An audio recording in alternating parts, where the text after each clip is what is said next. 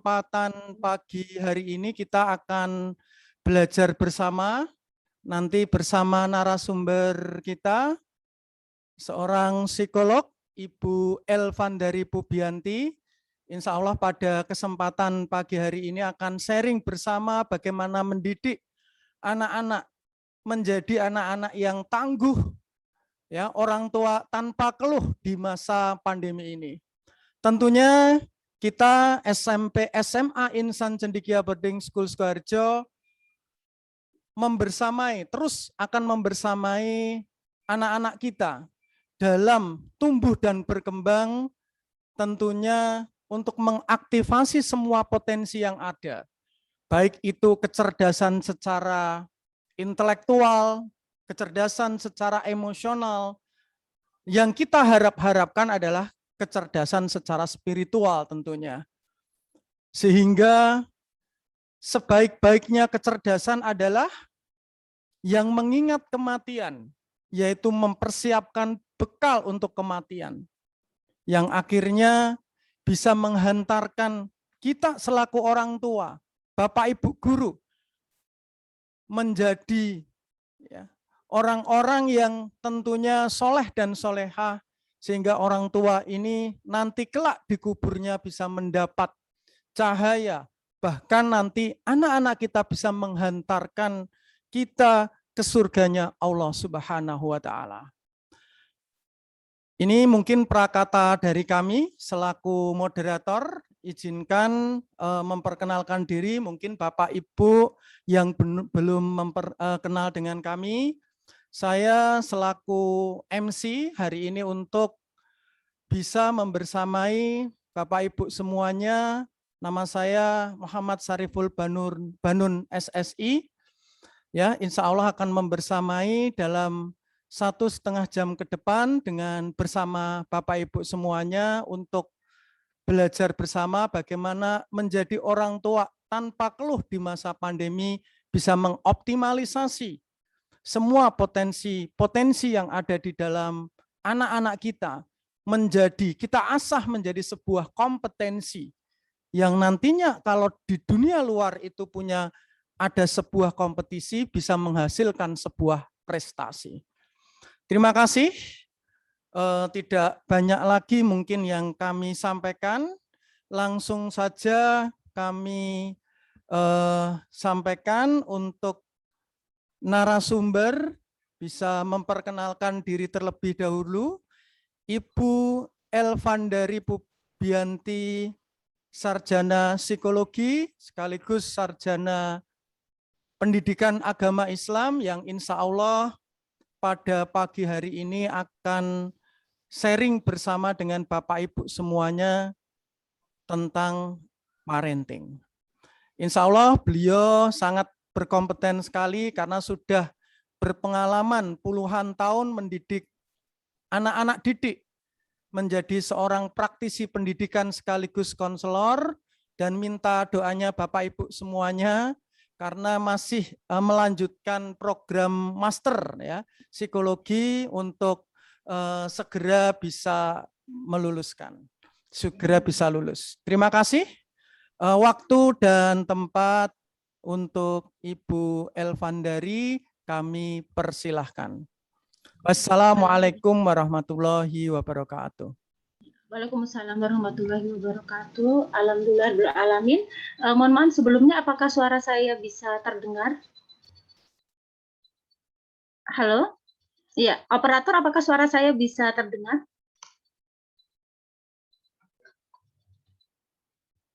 Halo? Iya, pihak dari pihak operator sekolah SMA Insan Cendekia, apakah suara saya bisa terdengar? Jelas ya? Oh ya, alhamdulillah. Terima kasih, ada jawaban di chat, khawatir saya tidak terdengar. Bismillahirrahmanirrahim. Assalamualaikum warahmatullahi wabarakatuh. Yang saya hormati segenap asatidz-asatizah, kepala sekolah beserta jajaran Dewan Guru SMP dan SMA Insan Cendekia. Yang saya hormati Bapak Ibu Wali Murid SMP dan SMA Insan Cendekia, Selamat pagi semuanya. Bagaimanakah kabar ayah, bunda, dan asatidz-asatijah semuanya? Saya harapkan semuanya hari ini dalam kondisi sehat walafiat. Insya Allah. Amin. Allahumma amin. Innal hamdalillah nahmaduhu wa nasta'inuhu wa nastaghfiruh wa na'udzu billahi min syururi anfusina wa min sayyiati a'malina. May yahdihillahu fala mudhillalah wa may yudhlil fala hadiyalah. Asyhadu alla ilaha illallah wa asyhadu anna Muhammadan abduhu wa rasuluh la nabiyya ba'da. Allahu akbar, Allahu akbar, Allahu akbar, Allahumma besar. Alhamdulillahirabbil alamin. Allah izinkan kita hari ini berjumpa untuk sama-sama belajar bagaimana untuk menjadi manusia yang lebih baik lagi. Mudah-mudahan apa yang kita lakukan hari ini mendapatkan ridho dari Allah, menjadi penggugur dosa kita dan menjadikan amalan yang mendekatkan kita kepada Allah Subhanahu wa taala. Rabbi shrahli sodri wa yassirli amri wahlul 'uqdatam min lisani yafqahu qauli. Astagfirullah, astagfirullah, astagfirullahalazim. Perkenalkan diri saya Elvandari Budianti, tapi biasanya dipanggil Dona. Betul sekali tadi saya garis bawahi kalimat di akhir. Bulan Desember mau tidak mau saya harus lulus karena ini saya sudah mundur banyak tahun, jadi mohon doanya mudah-mudahan saya segera menyelesaikan untuk magister sains psikologi saya.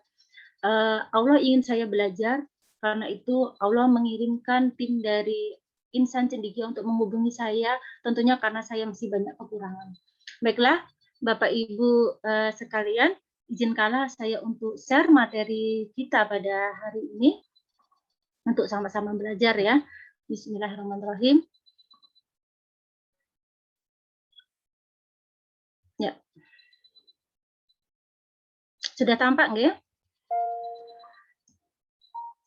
Ya, judulnya adalah Bad Habit in Pandemic. Menjadi orang tua tangguh tanpa keluh. Apakah kita itu boleh mengeluh? Mengeluh itu wajar karena mengeluh itu fitrah kita sebagai manusia. Bukankah Allah menciptakan kita sebagai orang yang diciptakan sebagai orang yang penuh keluh kesah dan kikir? Keluh kesah, kikir atau pelit itu menjadi bagian fitrah kita. Tetapi kita mempunyai free willing untuk mengubah bagaimana agar fitrah keluh kesah itu tidak menjadi habit dan kebiasaan kita. Bagaimanakah kita memunculkan sifat tangguh dan saatnya kita merasa sangat lelah, maka hanya Allah lah tujuan kita. Baiklah Bapak Ibu sekalian, ini adalah itinerary dari perjalanan motivasi saya. Jadi alhamdulillah Allah mengizinkan saya untuk bisa mengisi di Universitas Muhammadiyah Malang, Universitas Muhammadiyah Tangerang, Universitas Muhammadiyah Sukabumi juga untuk jajaran universitas, kemudian mengisi di workshop di Cilacap, di Blora, di Banjarnegara, dan di banyak tempat. Saya tidak bisa menyebutkan satu persatu, tapi alhamdulillah Allah izinkan memperjalankan saya untuk memberikan ilmu-ilmu Allah, karena Allah ingin saya belajar, dan yang perlu saya jelaskan ini bagian dari life misi saya. Ini adalah bagian dari misi hidup saya untuk bisa berarti bagi orang lain. Nanti kita akan bersama-sama masuk ke situ bagaimana kita menjadi manusia yang mempunyai misi hidup. Nah, mohon maaf nanti bisa dijawab di chat apakah ini musiknya mengganggu atau tidak ya, suara saya terdengar atau tidak, nanti silakan di chat dijawab ya. Jadi izinkanlah saya untuk memberikan tayangan tentang puisi yang ditulis oleh Khalil Gibran, yang mungkin Bapak Ibu sudah ada yang pernah membaca, tapi saya mohon kita semua hening sejenak. Saya tidak akan membacakan semuanya. Judulnya adalah Anakmu Bukan Anak-anak Lagi. Kenapa anak kita bukan anak-anak lagi? Karena walaupun anak kita itu bersama dengan kita, tetapi anak kita itu bukan milik kita. Kita boleh mencurahkan kasih sayang, tetapi kita tidak bisa memaksakan pikiran kita. berikan rumah, tetapi tidak jiwanya. Karena jiwa anak-anak kita adalah milik Sang Pencipta Allah Subhanahu wa Ta'ala. Bisa jadi wajah anak kita tuh mirip dengan kita karena genetik ya, otomatis kromosomnya sudah membentuk seperti itu. Tetapi jangan pernah menuntut anak-anak kita itu menjadi seperti kita. Karena anak-anak kita adalah anak panah yang meluncur dan Sang Pemanah Maha Tahu sasaran didikan keabadian. Meluklah dengan sukacita, berbahagialah Bapak Ibu karena diberikan kepercayaan oleh Allah mempunyai anak, sedangkan banyak di luar sana orang tua yang berpuluh-puluh tahun dan bahkan mungkin sampai ajalnya tidak mempunyai anak sama sekali. Maka bersabarlah dalam menerima titipan anak-anak ini yang pada saatnya nanti anak-anak kita yang kadangkala membahagiakan, kadangkala menjengkelkan, kadangkala membuat kita bertepuk dada karena bangga, dan kadangkala membuat kita mengelus dada karena kita sakit hati.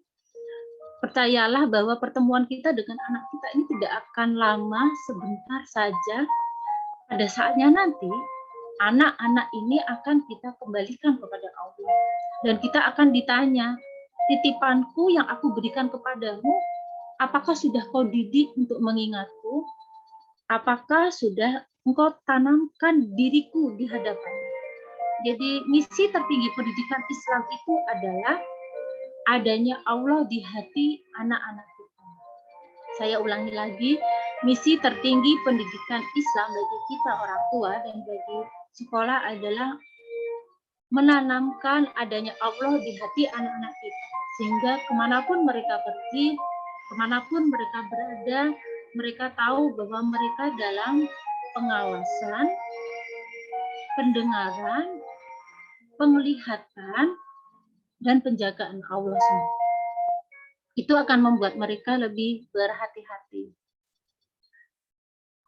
Oke, kemudian kenapa judulnya menjadi orang tua tanpa keluh? Gitu? Karena ini adalah hasil penelitian yang dilakukan pada 31 Maret sampai 6 April 2020 di awal-awal ya, bahwa ternyata ketika pandemi itu orang tua mengalami stres dengan persentase yang lumayan tinggi ya, 75,34%.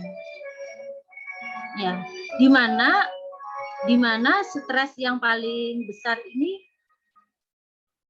stres middle ini yang paling besar dialami oleh wanita atau ibu ya. Jadi kalau ada di seminar ini Bapak yang hadir, mohon dipahami bahwa selama 2 tahun, nyaris 3 tahun ini, istrinya Bapak itu adalah sebagai pihak yang paling terdampak di dalam keluarga ketika kondisi pandemi.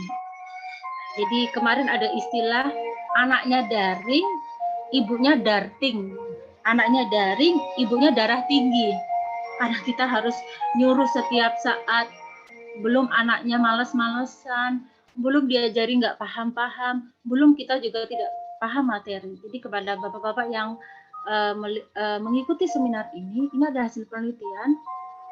Mohon berikan support yang besar kepada istrinya panjenengan, beri hadiah jalan-jalan, jajan sesekali makan yang enak di luar, buat stick di rumah. Jadi tanamkan kepada istrinya panjenengan bahwa Bapak itu akan selalu siap untuk mensupport dan mendukung apapun yang diberikan oleh istrinya panjenengan. Oke? Jadi ayah dan bunda ini adalah wali murid dari anak SMP dan SMA. Nah, konsep parenting untuk remaja tengah hingga akhir kalau SMA yang paling tepat adalah pengawasan dan diskusi, karena mereka bukan lagi, kalau dalam levelnya Ali bin Abi Thalib, mereka bukan lagi raja, mereka sudah menjadi kawan kita. Maka yang banyak kita lakukan adalah levelnya di sini, mengawasi dan diskusi. Karena itu sebenarnya landasan fundamental parenting yang paling tepat itu diberikan ketika SD full bagaimana mereka menjadi anak yang beradab. Ketika SD-nya sudah jadi, maka SMP dan SMA lebih mudah untuk mengawasi. Nah, dan di sini ada kata diskusi. Di dalam diskursus teman-teman ahli psikologi, ada perbedaan memang gaya parenting orang tua di Indonesia dengan di Barat ya. Walaupun banyak positifnya juga di Indonesia, sekarang saya akan membahas yang minus dulu.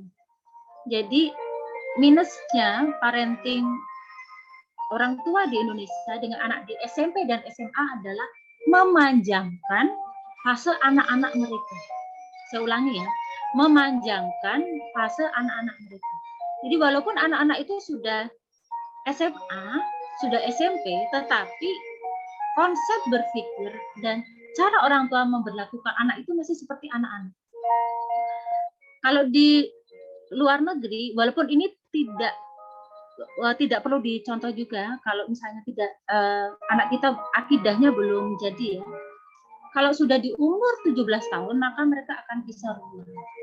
Mereka nanti sudah terbiasa kuliah itu untuk daftar sendiri.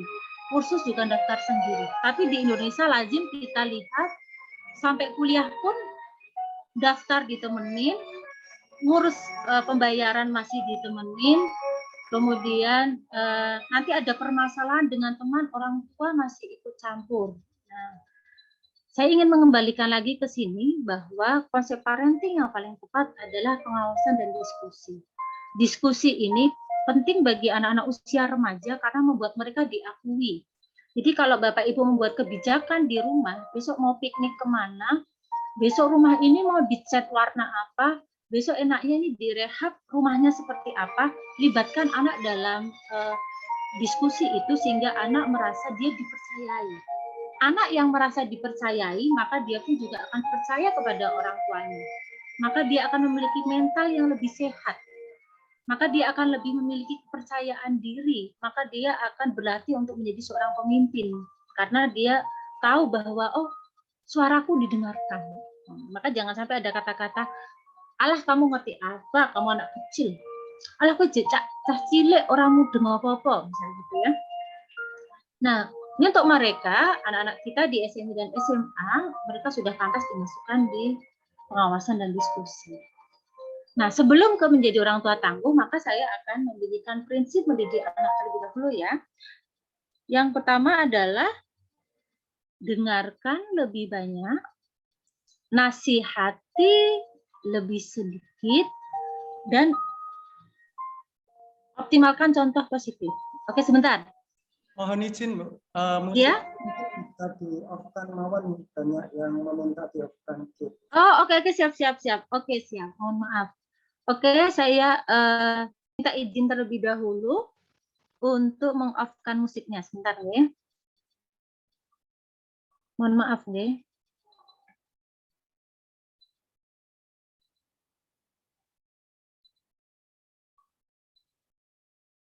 Oke.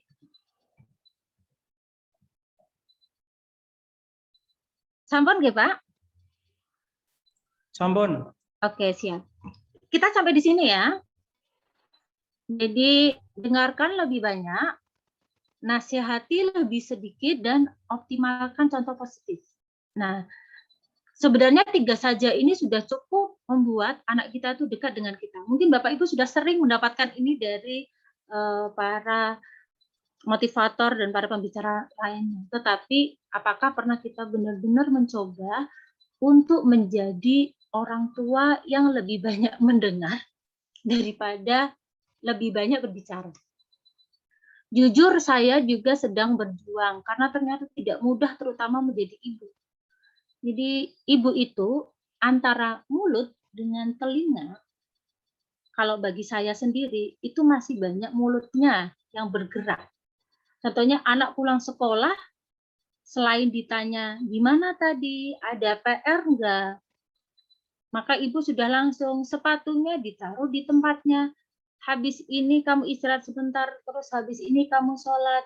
Jangan lupa habis ini piringmu tadi kamu makan, kamu taruh mana? Kenapa tadi kamarmu berantakan? Apakah kamu sudah beresi kamar? Jadi setelah saya amati diri saya sendiri, kebanyakan kata-kata yang muncul kepada anak itu adalah kalau tidak kata perintah dan kalimat tanya. Sebenarnya prinsip mendidik anak yang baik adalah ketika kita sudah memberikan rule kepada anak, kita bisa memberikan jenis pertanyaan terbuka. Contoh pertanyaan terbuka adalah ketika anak masuk ke rumah, sepatunya tidak ditaruh di tempatnya, maka kita akan tanya dengan pertanyaan terbuka, "Nak, sepatunya kok letaknya di situ ya? Harusnya di mana ya, Nak? Harusnya di mana ya?" Jika sebuah adab itu muncul karena keinginan dari anak sendiri, maka itu akan lebih mudah menancap ke dalam kebiasaannya. Maka nanti dia akan berpikir, harusnya ya sepatuku harusnya di tempat sepatu. Nah, benar. Berarti kalau di situ salah atau betul? Salah, Bu. Nah, kita memberikan ruang kepada anak untuk memilih mana yang benar sesuai dengan hati nuraninya. Tetapi kadang-kala kalau ibu tuh ingin cepat, sepatunya ditaruh. Kok sepatunya ditaruh sembarangan? Nah, sebenarnya prinsip mendidik anak yang baik itu mendengarkan lebih banyak, menasihati lebih sedikit. Contoh anak-anak yang sudah, mohon maaf dalam tanda kutip, bebal atau muak dinasihati, nanti dia akan menjawab seperti ini.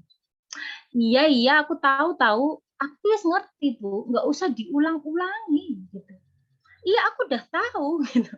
Kalimat jawaban seperti itu menunjukkan anak itu tidak nyaman karena kita selalu menasihati. Sedangkan saya paham orang tua kenapa terus menasihati seperti itu karena memang anaknya belum berubah sikapnya. Maka nanti kita akan berlatih cara mengubah pola komunikasi kita. Nah, ini yang paling bagus adalah yang ketiga, mengoptimalkan contoh positif karena anak kita adalah refleksi dari diri kita. Apa sih pentingnya ketika kita berbicara dan mendengarkan anak dengan efektif? Itu akan membantu anak membangun ikatan atau bonding dengan kita dan mengembangkan kepercayaan dirinya. Cerita anak, seaneh apapun, sekonyol apapun, tidak penting apapun bagi kita, maka itu penting bagi anak-anak kita. Maka dengarkanlah. Kayak anak saya tadi cerita, Bunda, aku tuh kemarin. Oh ya? Mimpinya apa? Jadi toh Bun, aku tuh mimpi ketemu Joker. Jokernya tuh ngejar-ngejar aku sama Cesta temannya. Kemudian aku lari, terus aku dipanggil Bunda. Saya mencoba masuk ke dalam ceritanya itu, walaupun tadi sebenarnya saya ada banyak hal yang harus saya kerjakan. Tapi saya mencoba masuk di ceritanya, saya tanya, Jokernya menakutkan enggak? Enggak. Alhamdulillah ya nak, kamu enggak ditangkap. Terus kamu tadi lari kemana? Sebenarnya kan ini imajinasi dia bisa jadi ya, tetapi saya mencoba mempercayai apa yang dia katakan agar dia tahu bahwa dia itu penting dan itu akan membuat dia lebih percaya diri di kemudian hari. Nah, cermin kita itu adalah anak kita. Jadi kalau ingin tahu anak-anakku tuh besok di kemudian hari sukses atau tidak ya, maka nanti Bapak Ibu silakan berkaca di cermin, kemudian memandang diri Bapak Ibu. Lihatlah potret Bapak Ibu itu adalah orang tua yang seperti apa. Apakah orang tua pembelajar? Apakah Bapak Ibu adalah orang tua yang suka marah? Apakah Bapak Ibu adalah orang tua yang kooperatif? Apakah menjadi orang tua yang otoriter? Atau orang tua yang under pressure, penuh tekanan? Nah, itu adalah refleksi bagaimana nanti anak kita akan besar di kemudian hari. Walaupun ini tidak menjadi absolut mutlak ya, saja nanti ada kemungkinan lain persentase anak kita bisa berbeda dengan diri kita. Ketika anak kita merasa didengarkan, maka dia lebih cenderung mendengarkan. Dan setelah dipahami, dia akan memahami sudut pandang kita juga. Jadi, anak-anak yang merasa didengarkan, maka ketika Bapak Ibu menyuruh, dia akan lebih mudah patuh. Rumus patuh pada anak adalah anak akan patuh kepada satu person yang disukainya, person yang dia sukai. Maka kadangkala Antara bapak sama ibu nyuruh anak itu beda efeknya. Bapak itu lebih mudah membuat anak itu melakukan. Bisa jadi karena takut, bisa jadi karena dia itu suka pada bapak. Kan bapak kalau kerja pulangnya sore malam langsung beliin apa ya. Sedangkan ibu 24 jam kita banyak perintah. Satu, anak itu akan mendengarkan orang tua yang dia sukai. Yang kedua, orang tua yang dekat person, itu bisa orang tua, bisa guru yang dekat dengan dia. Yang ketiga, yang mendengarkan dia. Nah, ini adalah rumus kepatuhan kepada anak kita. Jadi kalau kita sudah dekat kepada anak, akan lebih mudah membuat anak kita patuh kepada kita. Jadi inti berbicara dengan anak itu adalah konsepnya yang diperhatikan ini. Cara berbicara. Karena komunikasi itu tentang mentransfer energi dan informasi. Kita ambil contoh lah, kalau ada suami menasihati istrinya, misalnya, Bu, kamu kok sekarang masakannya nggak enak sih? Aku nggak suka, kamu masaknya kayak gini, udah kita beli aja. Sebenarnya yang dikatakan suami itu betul bahwa masakannya memang tidak enak. Tetapi cara berbicara yang mentransfer energi negatif membuat orang yang mendengarkannya juga menerima energi negatif yang sama. Yang seharusnya itu menjadi sebuah kebenaran, diterima menjadi sebuah penghinaan. Kita sakit hati. Yowes, ini orang gelem masakanku yowes, mangano ning jobo, misalnya gitu ya. Nah, ibu juga jadi ngutung, jadi berontak. Sama ini dengan anak kita. Kebenaran yang kita berikan kepada anak kita, kalau cara kita berbicara tidak mentransfer energi positif, maka hasilnya juga akan negatif. Nah, dibilangin berulang kali nggak paham terus. Kalau mau berangkat sekolah itu dicek bukumu ada apa enggak. Teman toh, ketinggalan toh. Misalnya kita, kalau anak kita dimarahin gurunya, kita cenderung juga memarahin anak kita. Kamu tadi kenapa kok ada chat dari guru kalau kamu nggak bawa buku, aku lupa. Terus kita kembali lagi menasihati dengan mentransfer energi negatif. Kamu udah dibilangin berulang kali. Apakah cara konsep yang kita berikan itu benar? Benar, memang harus dinasihati. Tetapi cara berbicara kita yang salah membuat transfer energi yang muncul adalah negatif. Oke, bisa dipahami ya sampai di sini ya. Saya juga masih belajar, Bapak Ibu. Saya juga bukan orang yang sempurna. Jadi tips berbicara dengan anak adalah yang pertama fokus. Fokus itu kalau anak berbuat salah, menasihati, fokus kepada kesalahannya, bukan orangnya, dan jangan mengungkit-ungkit kesalahan dia di masa lalu. Sama seperti kita juga tidak suka dimungkit-ungkit. Kamu ketinggalan lagi kan bukumu, dulu juga ketinggalan, sebelumnya juga ketinggalan. Nah, ini kalau ingin tahu anak kita tuh merasakan apa, Bapak Ibu mungkin bisa berlatih mendengarkan kata-kata negatif ini. Neng rasa ki penak apa ora? Neng ati ki ternyata kok nggak enak ya, sama seperti yang anak kita rasakan. Yang kedua adalah pilihan kata. Jadi kata itu adalah wujud refleksi hati kita. Hati yang bersih, hati yang baik, kata-kata yang muncul adalah kebaikan pula. Karena dia tidak bisa mengucapkan kata-kata yang buruk. Nah, maka sebagai orang Islam kita diajarkan untuk memasukkan kalimat thayyibah. Sebelum kata-kata terbaik adalah kata-kata yang mengingatkan tentang Allah. Masya Allah nak, kamu lupa lagi ya. Astagfirullah nak, kamu lupa lagi ya. Kemudian intonasi. Ketika anak berbuat salah, maka intonasi kita memang harus diperjelas, harus dipertegas. Tapi bukan berarti diperkeras. Keras dan tegas itu berbeda.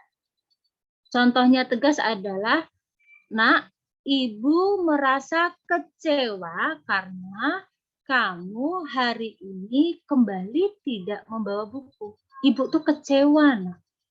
Udah, jangan ditambah banyak-banyak kata. Fokus saja intonasi. Ibu kecewa karena kamu tidak bawa buku. Kita lihat ekspresinya dia. Kemudian beri ekspresi. Kalau ibu ngomong ibu kecewa, ya beri ekspresi kecewa, tapi tidak perlu marah. Ya, la tagdob wala kajana. Nah, itu hadisnya anak-anak TK ya, yang sudah disuruh menghafal. Jadi ini kenyataannya Bapak Ibu, intonasi itu kontribusinya 38% terhadap kalimat. Jadi penggunaan kata pasti dan harus menimbulkan kecemasan pada anak. Contohnya gini, kamu harus juara 1. Kamu harus lulus kelas 2 ini dengan nilai di atas KKM, misalnya gitu ya. Kata-kata harus ini menimbulkan kecemasan. Maka caranya gimana? Seperti tadi saya katakan, perbanyak pertanyaan-pertanyaan terbuka. Nah, menurutmu anak yang keren di kelas itu nilainya harus gimana ya? Biarkan dia menjawab. Biarkan dia menjawab. Dan ekspresi berperan 55%. Nah, ini di psikologi makanya ada terapi itu dengan bermain peran, ya. Bermain psikodrama namanya. Psikodrama itu nanti bagian dari terapi healing. Kan kita tuh sebenarnya bisa mengubah emosi kita dengan mengubah ekspresi wajah kita. Ya.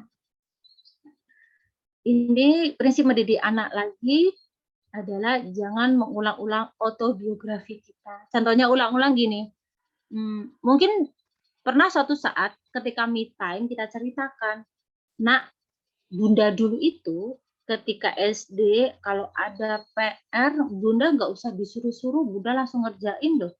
Alhamdulillah bunda ini bagus. Kan sudah pernah kita ceritain ke anak. Kemudian jangan sampai cerita ini kita ulang-ulang lagi suatu saat. Nah, Bu, lihat bunda itu dulu ketika SD, itu anak-anak sampai bisa mengulangi lagi. Bunda dulu waktu SD nggak disuruh ketika mengerjakan PR, jangan mengulang-ulang. Nah, ini membuat value-nya hilang. Sebenarnya maksud kita mereka mengikuti kita, tapi mereka menjadi merasa dibandingkan. Nah, sedangkan comparison is dangerous.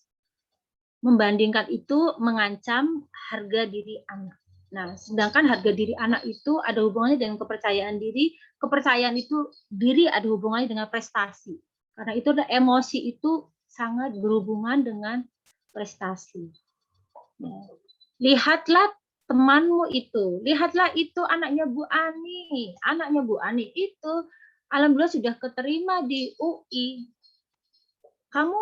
Menurutmu kamu bisa diterima di UI juga? Nah, ini dangerous. Dia tidak merasa diakui dengan kompetensinya. Oke. Nah, ini masih prinsip mendidik anak adalah kita harus sadar anak kita, suami kita, istri kita, semua keluarga kita adalah ujian. Dalam surat At-Tagabun dikatakan bahwa keluarga kita itu bisa menjadi musuh bagimu. Maka apa yang harus kita lakukan? Berhati-hati. Musuh itu bukan berarti nanti kita akan selalu bertengkar dengan keluarga, tidak. Tetapi bisa jadi gara-gara anak kemudian kita menjadi pribadi yang mudah marah. Gara-gara istri kita bermasalah, kita menjadi hati yang penuh dengan dendam, dengan amarah. Maka kita dianjurkan untuk memaafkan dan tidak memarahi. Sebentar saja, ujian ini sebentar saja. Seperti halnya dunia ini yang hanya sebentar saja. Nah, ini saya masih ngulangi yang tadi, bahwa Rasulullah itu prinsip yang paling utama adalah keteladanan. Ini sudah sering ya. Saya masih ingat bagaimana dalam sirah itu Nabi Muhammad ketika Fatimah Az-Zahra masuk ke rumahnya, maka Nabi Muhammad Rasulullah SAW ketika duduk berdiri menyambut Fatimah.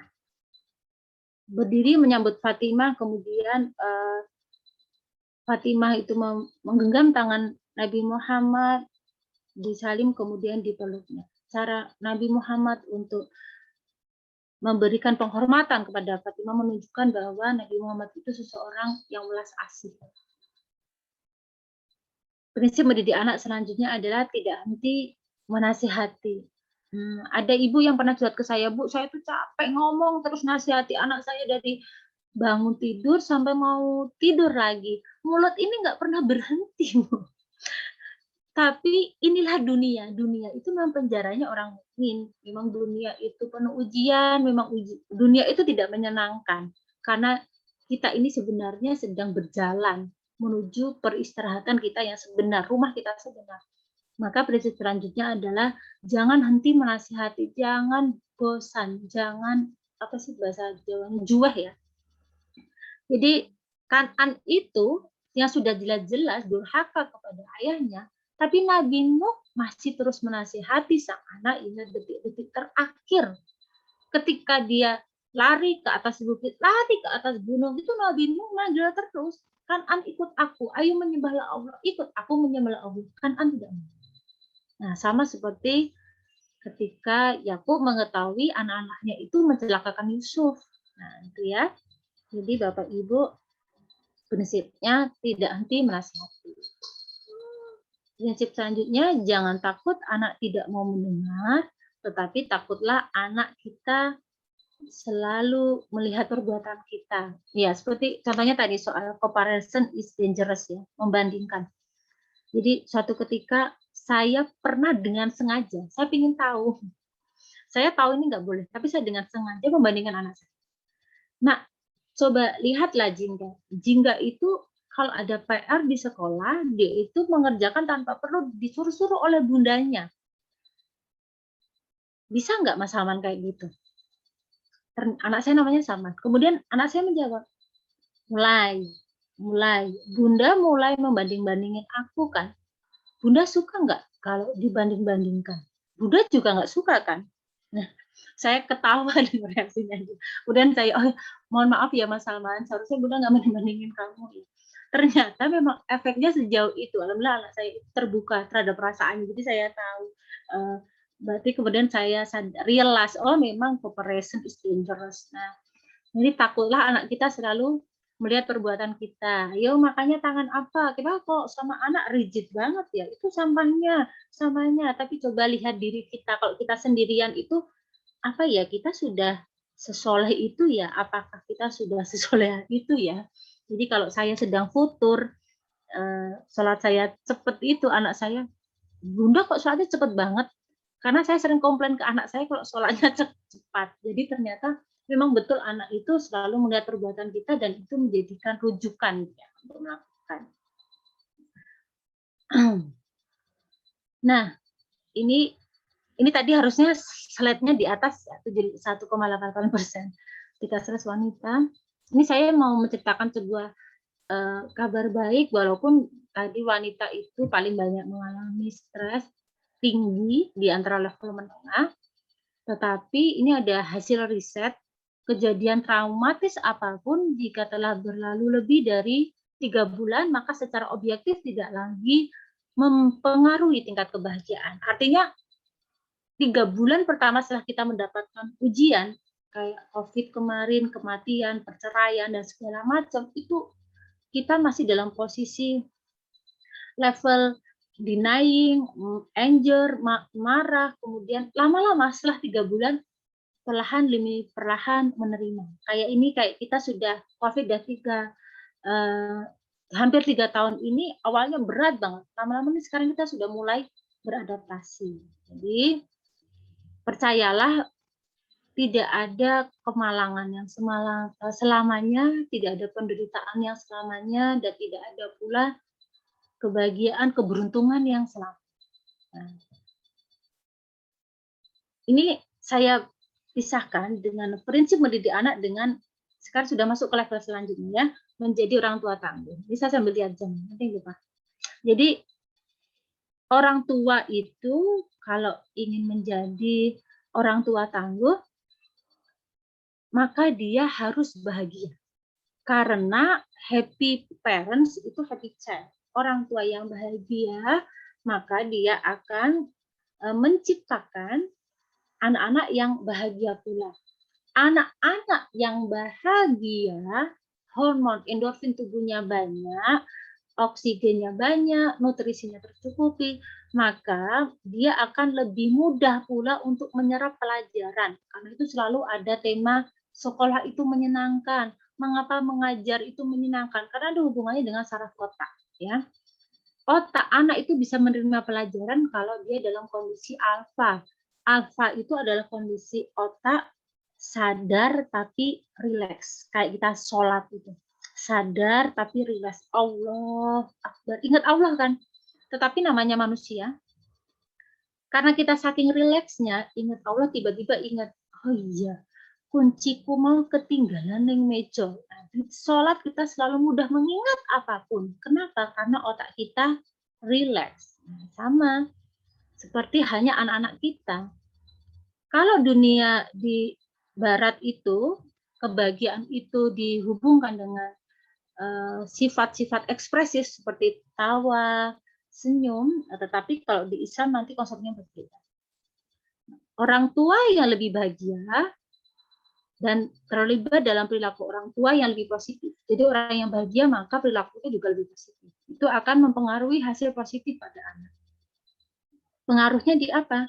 Anak-anak lebih motivasi, termotivasi, dia lebih ingin mencapai sesuatu. Hubungan anak dengan teman sebaya juga bagus. Jadi biasanya anak-anak yang bermasalah dengan temannya, biasanya dia juga memiliki hubungan yang buruk dengan orang tuanya. Jadi kalau Bapak Ibu sempat ke Polres atau ke kepolisian, di khusus penjara khusus anak, nanti Bapak Ibu wawancara, saya yakinkan pasti ada hubungan dengan orang tua yang tidak baik di situ. Sehingga mereka harus melakukan banyak tindakan yang tidak baik. Ya, jadi itu refleksi dari hubungan mereka dengan orang tua mereka. Nah, di Islam, inti kebahagiaannya hakiki itu adalah hakikat spiritual yang kekal. Karenanya, letak kebahagiaan di Islam itu diistilahkan dengan mutmainnah. Mutmainnah itu hati yang tenang, hati yang ridho. Kita percaya bahwa dunia ini tempat ujian, maka kita tidak mudah tersinggung, tidak tergesa-gesa, kita relatif dengan urusan dunia itu tidak terlalu bekekeng, tidak terlalu stres, karena kita yakin bahwa ada kehidupan kekal nanti yang akan kita jalani. Jadi ini adalah level kebahagiaan orang Islam itu ketika sudah mencapai spiritual greatness atau mutmainnah, hatinya damai, muncul inner peace. Peace ya, ini tulisannya kurang.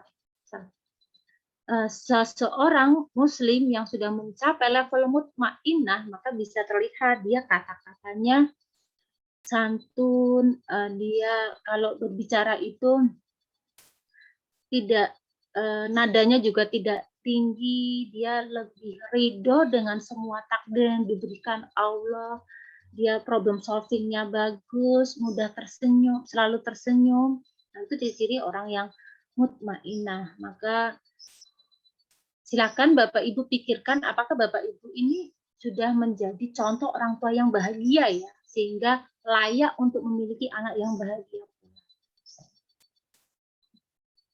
Nah, keuntungannya apa sih kalau kita mutmainnah? Maka di Quran surah Al-Fajr dijelaskan, ya ayatuhan nafsul mutmainnah irji'i ila rabbiki radiyatan mardiyah. Jiwa yang tenang maka akan kembali kepada Allah dengan hati yang ridho dan diridhoinya. Masya Allah, ini kematian yang terindah ya. Meninggal husnul khotimah dan diridhoi Allah. Fadkhuli fi ibadi wadkhuli jannati. Masuklah ke dalam golongan hamba-hambaku. Orang tua yang jiwanya tenang, mutmainnah, penuh kebahagiaan, maka dijamin Allah masuk ke dalam surga. Kalau jiwanya itu tenang. Nah, korelasi jiwa yang tenang itu apa? Dia jiwa yang bersih, jiwa yang ridho, jiwa yang tawakal kepada Allah. Nah, ini memang ibadah hati. Ibadah hati itu berat. Karena ada ibadah fisik, sholat, puasa, itu kita mungkin sudah terbiasa ya. Tapi tidak Bukan berarti orang yang rajin puasa, rajin sholat, hatinya juga tenang. Tidak pasti, karena orang-orang yang hatinya tenang itu, maka ketika dia beribadah fisik kepada Allah, maka ruhnya yang dia memanggil Allah, menyatu dengan Allah, tidak hanya soal gerakan saja. Nah, orang tua yang tenang, maka akan memberikan sebuah energi positif kepada anak, karena sesungguhnya tubuh kita ini mengeluarkan gelombang elektromagnetik, karena itu kita kan bisa kesetrum. Kita tuh kalau pegang barang yang listrik yang terkupas bisa kesetrum, karena kita hakikatnya memiliki gelombang elektromagnetik. Nah, vibrasi orang tua yang tenang, yang selalu ingat Allah, yang mulutnya selalu basah karena lafaz dan zikir kepada Allah, maka vibrasinya itu akan sampai kepada anak kita. Maka anak kita kan menjadi anak yang lebih tenang, lebih santun, dia termotivasi. Ya. Lalu, bagaimanakah cara untuk bahagia jika dunia ini seakan-akan tidak membuat kita bahagia? Kita sudah kerja keras, gajinya dipotong karena pandemi. Karena pandemi yang awalnya dapat pekerjaan, sekarang nggak dapat pekerjaan. Rumah tangga kita tanpa henti terus-menerus ada prahara. Lalu, apakah aku tetap harus memaksakan diri bahagia? Sedangkan dunia tidak memberikan pilihan kebahagiaan kepadaku. Takdirku ini memang takdir orang yang penuh dengan kesusahan. Nah, ini di dalam psikologi ada namanya nanti saya lupa namanya, bagian dari psikologi dasar kita filosofi untuk bisa synthesize itu menciptakan kebahagiaan. Happiness itu bisa disynthesize, jadi bukan sebuah takdir. Kebahagiaan itu bisa kita buat sendiri, tidak ada penderitaan atau kebahagiaan yang objektif. Kita sendirilah yang menciptakannya. Ini kata Shakespeare ya. Apa maknanya tidak ada yang objektif? Jadi kita menderita atau kita bahagia itu kita sendiri yang menciptakan. Seburuk apapun dunia ini membuat kita menderita, kita tetap punya pilihan untuk bahagia. Bapak mungkin bisa tidak punya pekerjaan, tetapi Bapak bisa berpikir positifnya, oh akhirnya aku bisa tahu beratnya pekerjaan istriku di rumah. Oh, akhirnya aku ada waktu banyak bersama dengan anak-anakku. Oh, ternyata karena aku nggak punya pekerjaan, sekarang aku sholatnya jadi benar-benar, aku sholat tahajud benar, aku sholat duha benar-benar. Kalau pekerjaanku masih ada, mungkin aku tidak bisa sedekat ini kepada Allah. Ini orang yang bisa synthesize happiness-nya. Dia selalu mencari dan mendapatkan hal-hal positif di dalam kehidupannya yang tidak menyenangkan. Yang pertama itu tadi ya, jadi Bapak Ibu harus bahagia dulu. Yang kedua adalah lovely couple. Oke. Lovely couple itu adalah hal terbaik yang bisa Anda berikan kepada anak-anak adalah mencintai pasangan. Jadi kalau di penelitian itu level penderitaan dan masalah terberat yang dialami manusia nomor 1 adalah permasalahan keluarga. Dibandingkan dengan pekerjaan, bermasalah dengan keluarga itu jauh lebih berat bagi seseorang, levelnya tertinggi. Sama saja dengan kebahagiaan. Jadi kalau Bapak, Ibu itu adalah orang tua pasangan suami istri yang romantis dan menampakkan keromantisannya di depan anak-anak, saling nyuapin, "Pah, tak ambilin makan ya, Pah? Pah, ini enak deh, Pah. Coba deh Papa coba." Terus Ibu nyuapin suami, kemudian suami datang dari tempat kerja tiba-tiba membawakan hadiah dan itu sengaja ditampakkan kepada anak, maka ini adalah hadiah terbaik yang bisa kita berikan kepada anak-anak. Jadi anak-anak itu akan level kebahagiaannya, happiness itu akan berlipat-lipat. Dia merasa, oh, ya orang tuaku itu orang tua yang membahagiakan, orang tuaku itu saling mencintai. Dan jikapun Bapak Ibu dalam posisi bercerai, maka tunjukkanlah walau mantan suami atau mantan istri adalah seseorang yang tetap kita sayangi sebagai seorang muslim, tetap dikasih hadiah, tetap disambangi, tetap silaturahim. Goalnya apa? Goalnya agar anak merasa bahwa oh bapak ibuku tuh walaupun pisah tapi dia tetap saling respect. Ya. Karena ada penelitian ini dari Profesor Gregory Fosco, Profesor Family Science di Penn State University. Ada 4 macam reaksi emosi anak terhadap pertengkaran orang tua. Mungkin Bapak Ibu nggak sadar ya, karena merasa, aku kan marahnya sama istriku, aku kan marahnya sama suamiku, aku nggak marah ke anak-anakku. Tetapi hanya dengan melihat orang tua itu bertengkar saja, itu sudah menciptakan neraka di dalam hatinya. Itu sangat menyakitkan. Jadi mungkin Bapak Ibu sering dengar, kalau memang mau baku hantam secara verbal misalnya, bukan fisik ya, baku hantam secara verbal, mau marah-marah, di dalam kamar, dikunci, anak tidak dengar. Keluar kamar sudah senyum, sudah saling menyayangi, anak jangan sampai tahu. Ini ada reaksi emosi, concordant, suppression, amplification, dan dysregulate. Apa itu concordant? Jadi concordant itu adalah anak-anak itu akan mengalami sedikit emosi negatif karena sering melihat, mungkin dia kalau di luar itu jadi gampang tersulut karena dia butuh sebuah pelampiasan ya. Suppression itu adalah merasakan emosi negatif tetapi tidak menampakkannya, dia diem. Orang tua yang sering bertengkar bisa jadi anaknya tidak terlihat bermasalah, tetapi dalam hatinya dia itu memendam emosi negatif, tidak menampakkannya, suppression.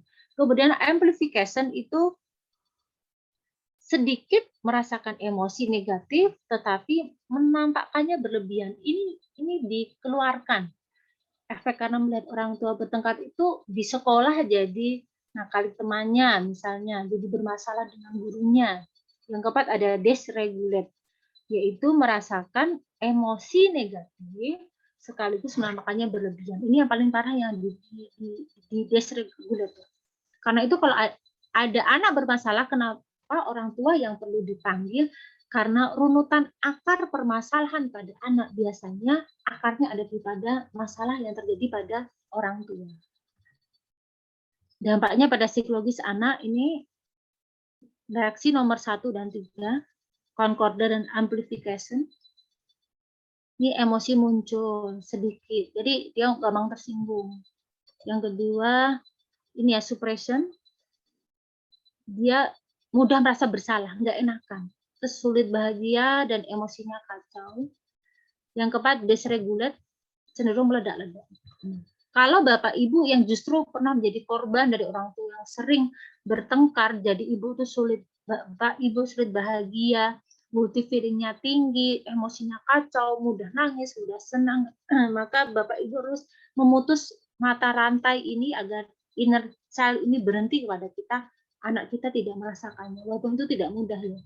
Karena ternyata pola asuh yang salah, maka akan membuat anak kita mengulangi pola asuh yang sama. Sama halnya seperti kita ya. Bisa jadi apa yang kita lakukan sekarang itu akibat dari perlakuan orang tua kita di masa lalu. Yang ketiga, menjadi orang tua tangguh adalah menyadari anak adalah ujian. Kalau saya tanya kepada Bapak Ibu, lebih berat mana sih antara punya anak yang bermasalah atau punya anak yang berprestasi? Jawabannya apa Bapak Ibu? Berat mana? Punya anak yang bermasalah, punya anak berprestasi. Rata-rata akan menjawab lebih berat yang punya masalah dong Bu. Berulang kali dipanggil BK. Saya harus ngurus dua-dua. Tetapi di dalam Quran surat Al-Anbiya dijelaskan bahwa keburukan dan kebaikan itu adalah ujian. Jadi punya anak berprestasi itu juga ujian. Punya anak bermasalah juga ujian. Sama-sama ujian. Jadi jangan sampai ada orang tua yang merasa berkecil hati karena peringkat anaknya selalu jelek, anaknya selalu bermasalah. Kok uripku kok koyo ngene banget ya? Kok aku kok ora tau seneng dia anak koyo anak dia ya? Kenapa aku nggak pernah senang. Gimana ya rasanya jadi orang tua yang anaknya berprestasi.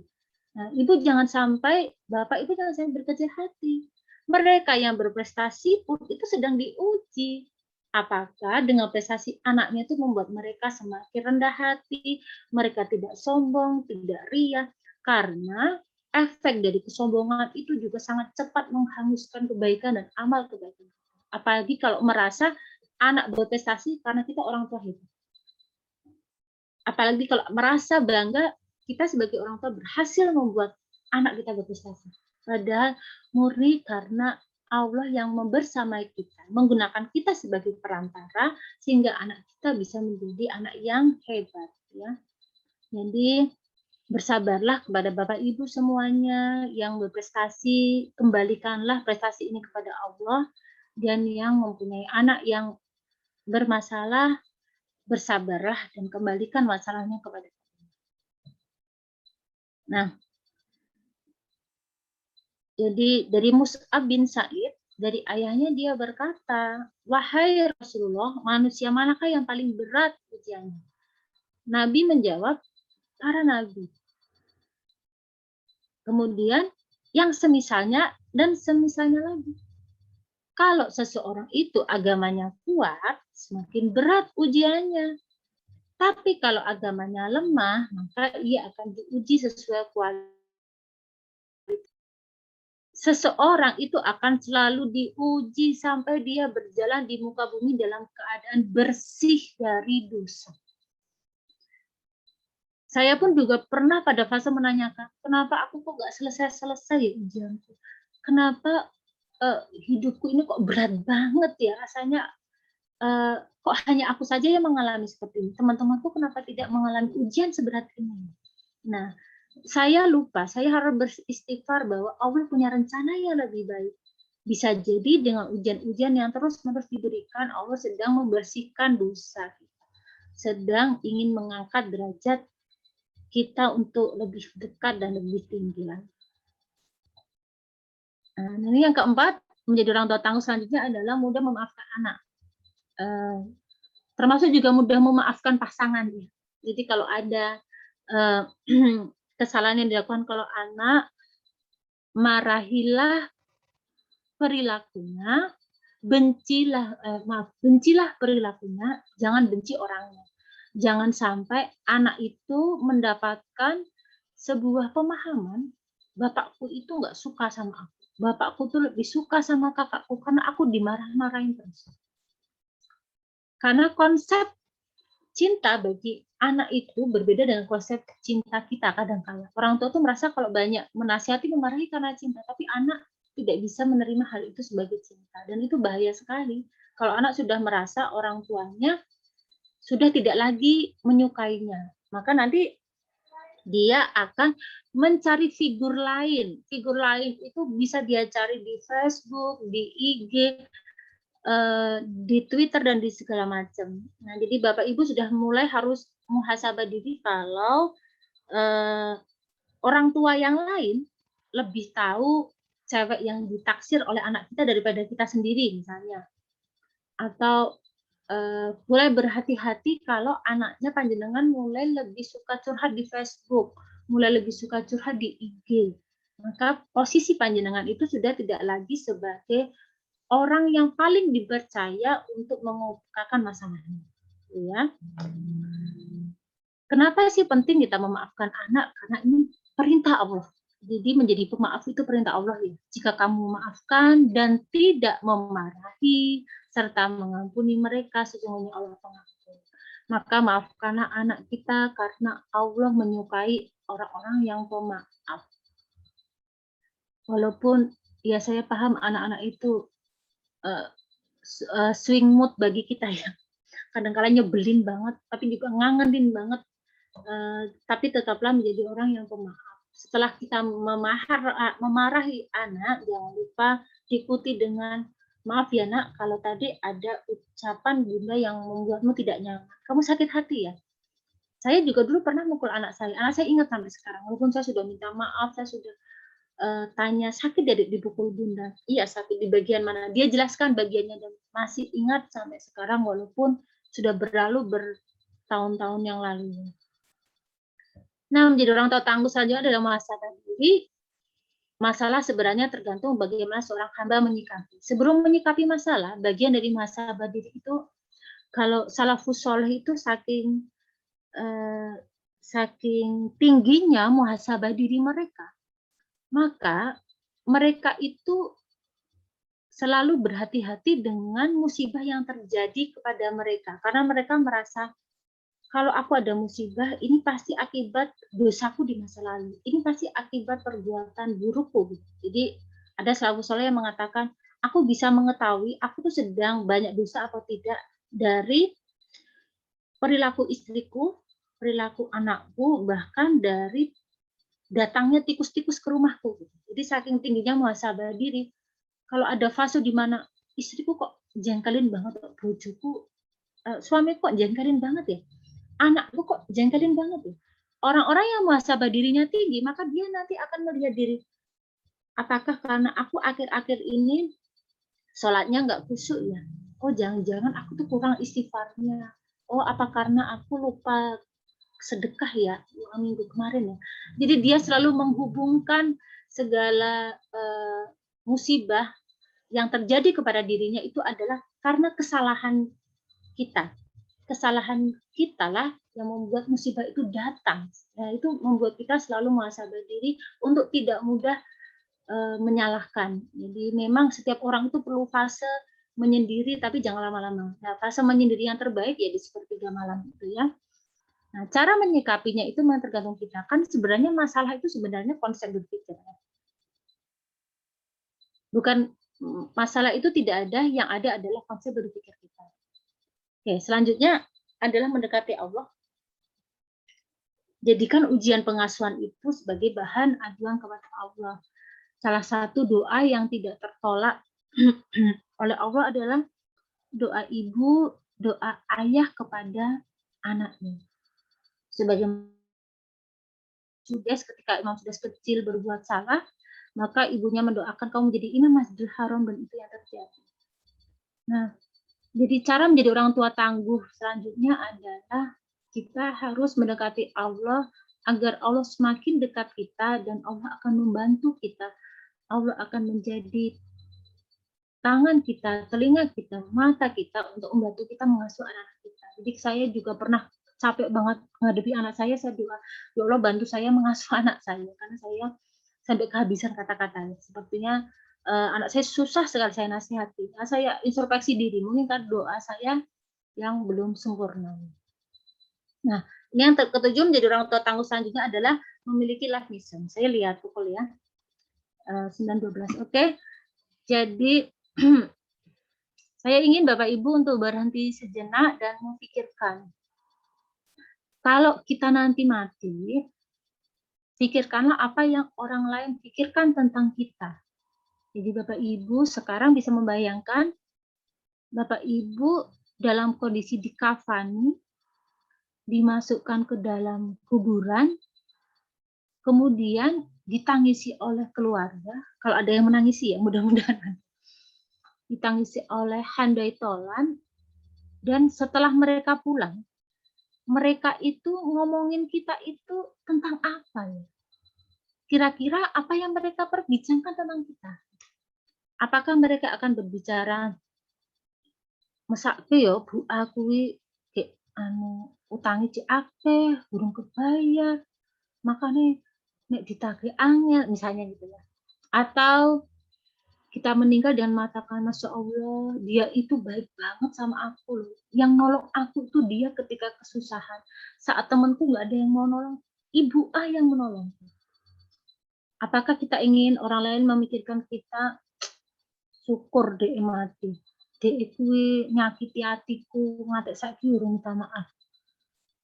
Atau di sisi lain kita bisa saja meninggal dan dipikirkan membuat semua orang merasa kehilangan karena kehadiran kita itu menjadi berkah bagi hidup mereka. Maka mulailah untuk memiliki life mission dan ajaklah keluarga itu juga untuk memiliki misi hidup. ending hidup itu jangan hanya sekedar baik untuk diri kita, husnul khotimah saja, tetapi bagaimana agar kita bisa menjadi dai dan anak-anak kita itu bisa menjadi dai. Tidak perlu menjadi ustadz sesungguhnya ya, tapi dai itu agen kebaikan. Agen kebaikan bagi tetangga, agen kebaikan bagi keluarga, sehingga insya Allah nanti kita meninggalkan amal jariah yang banyak ketika kita nanti sudah meninggal dunia. Nah, jangan sampai kita menyesal karena yang membuat kita menyesal nanti dikubur, dan ketika kita sudah tidak ada kesempatan untuk berbuat baik adalah satu, mengapa kita tidak lebih dekat dengan Tuhan. Kita nyesel banget kalau di riwayat itu diceritakan orang yang dikubur merasa, ya Allah bangkitkanlah aku, sebentar saja aku mau sholat. Mereka itu yang hidup, yang mati berharap bisa hidup sebentar agar bisa sholat. Sedangkan kita diberi waktu banyak untuk hidup, kadang-kala termasuk saya banget. Kalau azan aja, kalau sholat masih oke. Yang kedua, mengapa kita tidak lebih bermanfaat kepada manusia? Bapak Ibu sudah misalnya penghasilannya cukup, pendidikannya tinggi, kenapa enggak mengumpulkan orang, ngisi kajian, kenapa tidak statusnya itu mengajak kebaikan, kenapa tidak isi story di IG atau Facebook-nya itu adalah kata-kata kebaikan gitu. Yang semuanya itu nanti akan menjadi saksi kepada kita. Jadi nanti HP-nya akan bersaksi. Yang kita sentuh ini bendanya nanti kan dihisap. Semua benda itu dihisap. Makanya orang kaya itu hisapnya lama ya, bendanya banyak. Nanti dia dihisap cerita, ini HP itu dibuat dakwah, dibuat nulis status yang bagus-bagus, nulis ayat, buat ngaji. Yang ketiga, mengapa kita tidak mengoptimalkan potensi? Jadi itu akan membuat kita menyesal. Kita itu punya potensi kejinusan yang sama, tapi kita kenapa hanya menjadi orang yang biasa-biasa saja. Contohnya, kalau kadang-kala saya itu ingin memotivasi ibu rumah tangga yang merasa, oh saya di rumah aja sampai sama anak-anak. Di rumah itu sebenarnya tidak aja, karena lebih sibuk dengan orang yang kantoran. Nah, bagaimana agar kesibukan di rumah itu bisa mengoptimalkan potensi? Nah, ibu bisa mulai nulis sebagai ibu rumah tangga kejadian sehari-hari anak, ibu bisa mulai nge-vlog tentang bagaimana mendidik anak. Nah, itu bagian dari mengoptimalkan potensi ya. Nah, ini adalah ending dari menjadi orang tua tangguh adalah ini adalah misi, life mission dari guru saya Ustadz Faiz Zainuddin, yang saya pun agreement memberikan persetujuan untuk life mission ini menjadi misi hidup saya, dan saya share, siapa tahu ini juga bermanfaat bagi Bapak Ibu semuanya, dan siapa tahu Bapak Ibu juga menggunakan ini untuk life mission. Ya, jadi mari bersama-sama kita tundukkan hati dan meminta kepada Allah untuk, ya Allah, izinkanlah saya untuk lebih dicintai Allah, izinkanlah saya agar bisa lebih bermanfaat bagi orang lain, dan izinkanlah saya untuk setiap hari lebih baik dan dipanggil Allah dalam kondisi terbaik atau husnul khotimah. Nah, ini silakan bisa diulang-ulang, karena menurut saya tidak ada misi hidup yang lebih baik daripada ini. Sekolah, gelar, prestasi, itu bukan goal dari misi hidup. Kekayaan, derajat, pangkat itu bukan goal dari misi. Goalnya, tujuan akhir tuh ini. Dicintai Allah, lebih bermanfaat, setiap hari lebih baik, hingga tiba waktunya kita mati dalam kondisi husnul khotimah. Ya, jadi ini menjadi orang tua tangguh. Kenapa saya tidak banyak membahas ke anak? Karena sebenarnya sebelum dandani anak, kita harus dandani diri kita terlebih dahulu. Nanti mudah-mudahan ada waktu sendiri, nanti baru kita lebih ke anaknya. Ini kalau ini lebih ke kita menyapa diri kita. Kadang-kadang sebagai orang tua itu kita banyak target positif kepada anak, banyak hal positif kepada anak, banyak menyapa anak, banyak menyayangi keluarga. Tapi kadang-kala kita tuh lupa menyayangi diri kita sendiri. Kadang-kala kita tuh sampai, misalnya ibu rumah tangga saking sibuknya sampai lupa nggak sholat duha misalnya. Padahal ada waktu kan di rumah. sampai nggak sholat rawatib, itu sebenarnya sangat sayang karena kita harus memperjuangkan diri kita terlebih dahulu untuk tidak masuk neraka, terhindar dari siksa api neraka. Baru kita bisa menggeret keluarga kita. Jadi kita selamatkan dulu. Kita harus mencintai diri kita sendiri terlebih dahulu. Nah, jadi banyaklah menyapa. Kalau saya yang saya lakukan biasanya kalau sambil pakai jilbab itu di kaca sambil mengucapkan nggak apa-apa Dona, semuanya baik-baik aja. Semangat Dona. Saya menyemangati diri saya dalam hati. Kadang-kadang saya juga suka bicara sendiri dulu ketika di motor kerja itu. Saya juga mengungkapkan itu. Nggak apa-apa Dona, everything is okay. Bismillah. Ya Allah, terus diskusi sama Allah, curhat sama Allah, gitu ya. Jadi me time-nya kita itu seperti itu.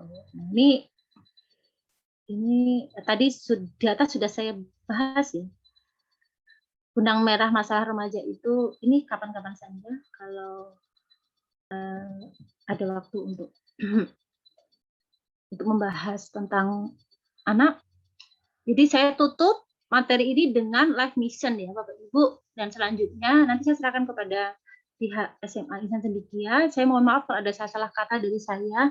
Sungguh kesalahan itu datangnya dari saya pribadi, dan semua kebaikan yang hadir dalam materi ini semuanya datang dari Allah SWT. Saya tutup dengan billahi fisabilil haq, wassalamualaikum farad. Mohon maaf kalau ada kesalahan dan kekurangan. Wassalamualaikum warahmatullahi wabarakatuh.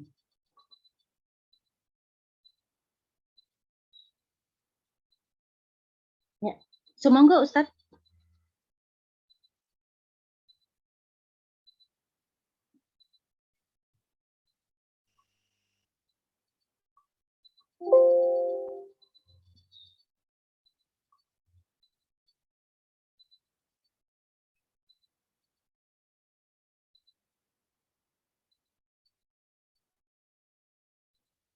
Kok di saya suaranya tidak terdengar ya? Apa cuma saya saja ya?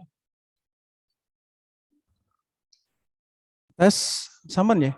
Sudah. Mohon maaf. Terima kasih Bu Dona, Bu Elvan dari Bu Bianti atas paparan materi yang luar biasa. Sebagaimana kita tahu bahwasanya anak-anak kita merupakan titipan Allah Subhanahu wa taala yang selayaknya selalu kita bersamai, selalu kita dampingi agar bisa menjadi anak yang soleh dan solehah. Tentunya bisa menjadi bekal kehidupan kita nantinya kelak di hadapan Allah Ta'ala. Tidak hanya bisa membanggakan kita di dunia saja, tetapi nanti kelak bisa menghantarkan kita ke janahnya Allah Subhanahu wa Ta'ala. Nah, untuk sesi kali ini, insya Allah ada sesi tanya jawab, Bapak Ibu semuanya, orang tua murid SMP dan SMA Insan Cendekia Boarding School Sukoharjo. Nah, untuk sesi pertama, silahkan Bapak Ibu bisa raise hand, kemudian di unmute, kemudian bisa menyampaikan pertanyaan kepada Bu Dona. Untuk pertama kami serahkan, monggo silahkan Bapak Ibu kami beri waktu untuk bisa menanyakan dari materi yang sudah disampaikan, yaitu menjadi orang tua tangguh tanpa keluh di masa pandemi. Monggo silahkan Bapak Ibu.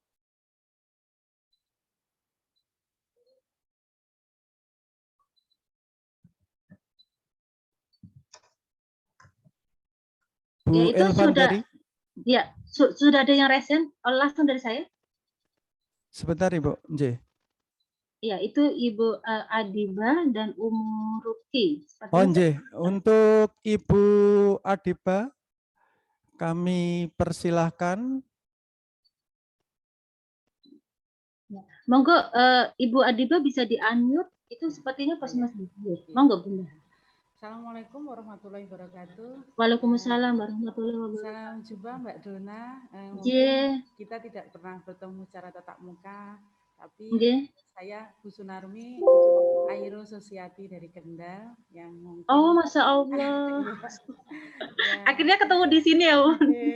Saya waktu baca flyernya itu, ini Mbak Dona ini, saya gitu. Alhamdulillah sekali, saya senang sekali Mbak Dona kepanggil sini, dan kebetulan saya wali siswa dari Adiba Nur Hafizah, siswi SMP Insan Cendekia boarding school ya, kelas 7. Mbak Dona, yang ingin kami tanyakan begini, untuk di era pandemi ini memang tugas kita seorang ibu, terutama kami yang juga seorang pendidik, itu jelas double ya.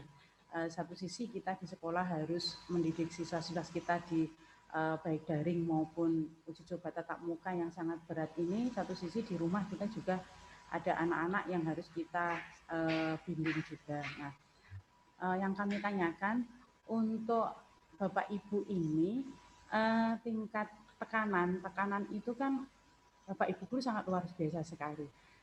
Ini saya memang sekalian ingin bertanya bagaimana kita sebagai, kebetulan maaf bukan mau riang ya, saya kepala sekolah di sini, sehingga saya ingin mendapatkan masukan dari Mbak Dona selaku psikolog itu untuk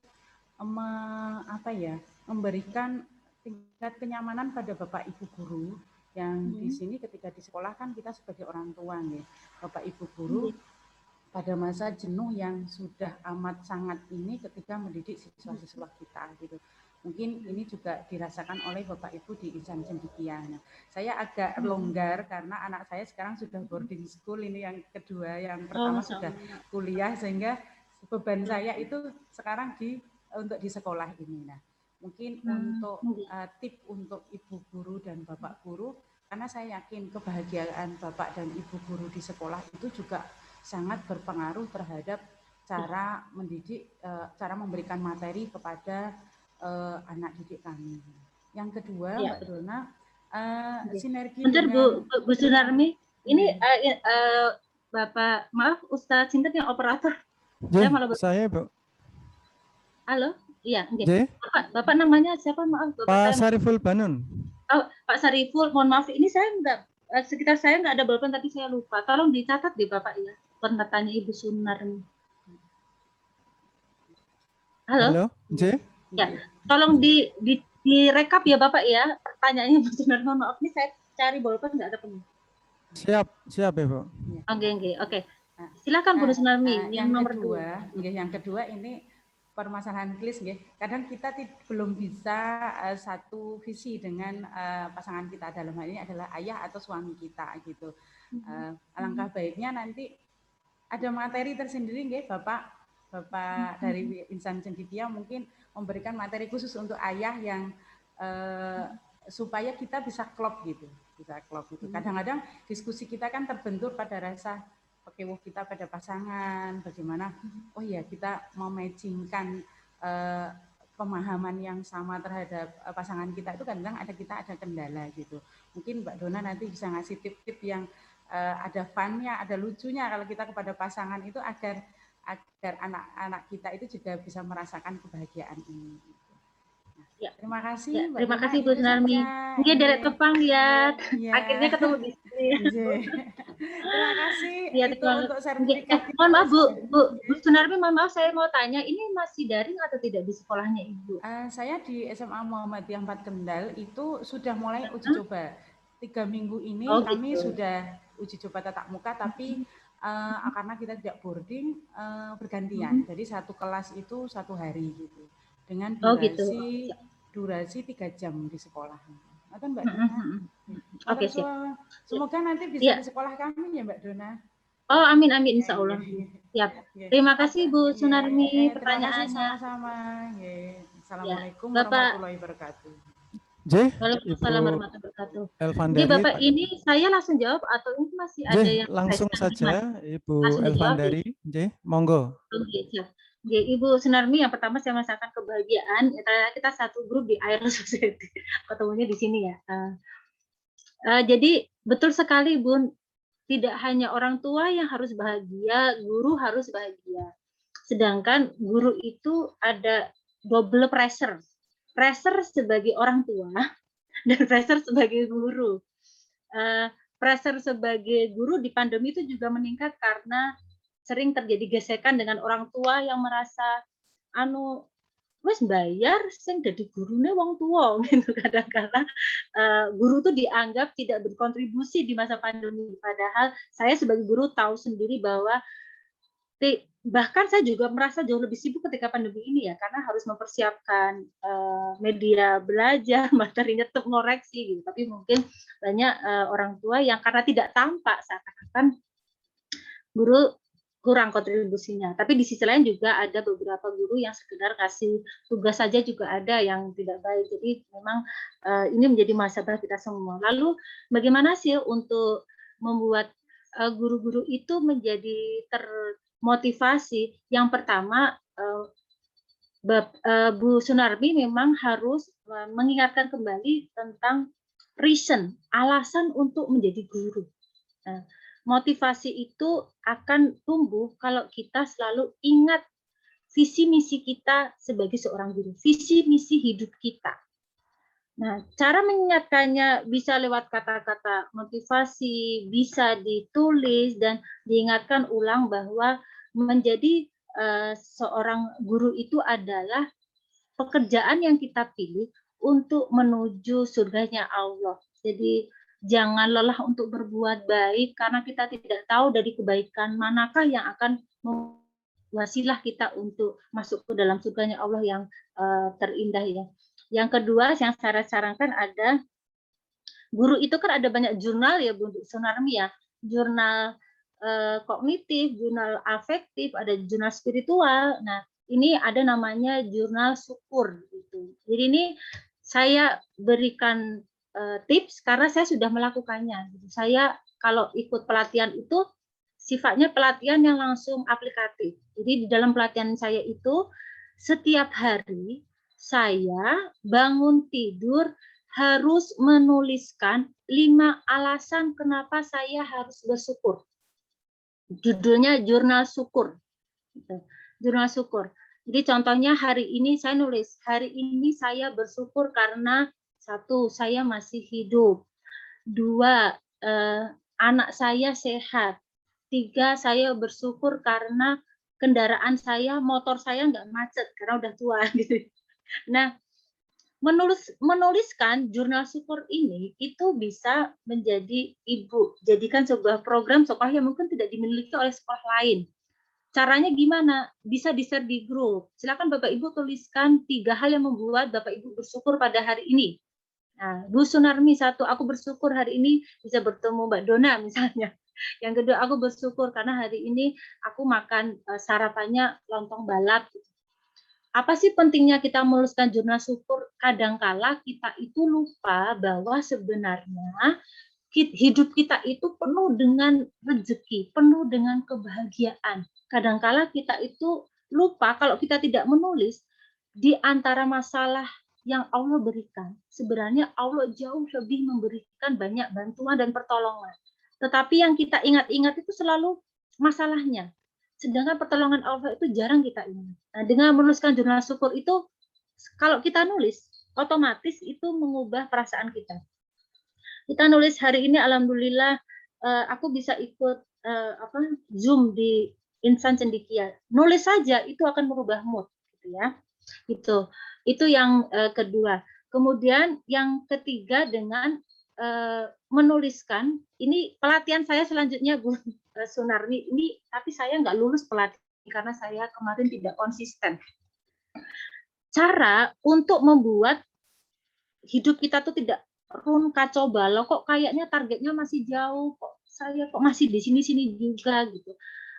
Tuliskan hal yang akan kita lakukan ke depan. Aduh, namanya apa ya? Saya lupa. Ada namanya atau bisa pakai judul target hidup. Nah, di pelatihan saya itu kemarin Bu Sunarmi, target saya di hari ini sekarang hari Sabtu, Minggu. Hari Sabtunya sudah saya share malamnya. Saya menuliskan gini ke teman-teman. Jadi itu dipaksa setiap hari nulis. Target saya di hari Minggu, 1, olahraga. 2, sepeda santai misalnya. Nah, target ini harus dicapai dan harus dilakukan. Kenapa harus ditulis?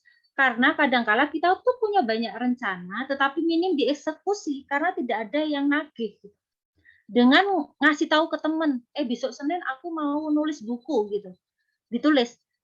Senin aku nulis buku 5 halaman. Nah ini kemarin pelatihan saya berlangsung 28 hari Bu Sunarmi. Jadi setiap hari saya harus nge-share di grup saya kegiatan, satu kegiatan yang akan saya lakukan besok.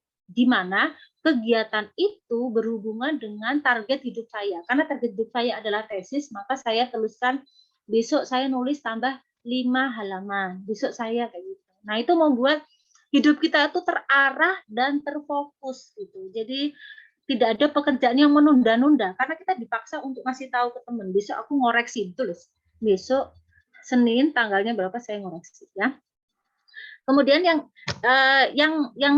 selanjutnya adalah caranya dengan memaksakan untuk menambah ibadah, baik ibadah sunnah maupun ibadah wajib. Nah, semua pelatihan yang saya ikuti itu ternyata untuk membiasakan harus dipaksa. Kayak saya ikut grup istighfar 1000 kali, tapi saya belum pernah juga sih, belum khatam. Tapi saya sudah ikut grup hidup sehat, saya harus nge-share. Saya olahraga setiap hari 30 menit. Nah, Ibu harus memastikan bahwa guru-gurunya Ibu ini setiap ada ibadah-ibadah sunnah yang dijaga, ada ibadah-ibadah wajib yang dijaga. Orang yang ibadah itu di bagian hobi. Kok aku nggak sholat, aku nggak enak ya. Kok aku belum zikir pagi, kok nggak enak ya. Nanti dia hidupnya itu akan tenang, akan menjadi lebih menerima masalah itu sudah tidak perlu khawatir lagi karena dia memaksakan diri. Jadi Ibu Sunarmi bisa mengingatkan nanti jam 2, ayo sholat tahajud, ayo zikir pagi, besok saya ada program baru, sebelum kita ngajar kita wajib ngaji bareng. Nah, sebagai kepala sekolah Ibu Sunarmi punya kewenangan untuk memaksakan ibadah ini agar menjadi sebuah setelah terpaksa lama-lama menjadi kebiasaan. Ya, itu Bu Sunarmi nanti tips lainnya saya berikan. Ini kayaknya masih banyak yang angkat tangan. Kemudian yang kedua saya lupa tadi. Oh iya, dengan suami. Jadi saya cerita mungkin kalau sudah ada jawaban saya ini sudah masuk di pertanyaan, berarti tidak perlu lagi ditanya ya untuk selain Bu Sunarmi. Anaknya Stephen Covey. Stephen Covey itu penulis Seven Habits ya. Kalau sudah pernah ada bukunya, buku bestseller terbaik sedunia. Anaknya Stephen Covey itu ada 10. Ketika ditanya oleh wartawan, siapakah idolamu? 10-10-nya menjawab ayahnya. Kenapa ayahnya idolanya? Karena Stephen Covey itu selalu membuat program me time dengan anaknya masing-masing.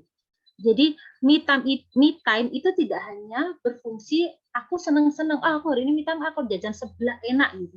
Tetapi me time bagi couple ini sangat penting sekali.